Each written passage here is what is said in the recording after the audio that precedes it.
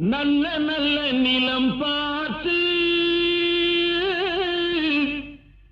நாமும் விதை விதைக்கணும்.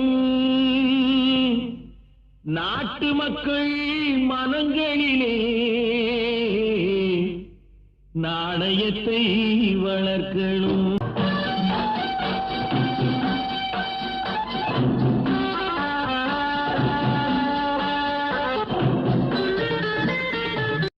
பார்முழுதும் மனித குல பண்புதனை விதைத்து பாமரர்கள் நெஞ்சத்திலே பகுத்தறிவை வளர்த்து போர் முறையை கொண்டவர்க்கு நேர்முறையை விதைத்திருப்பவர்கள் இதயத்திலே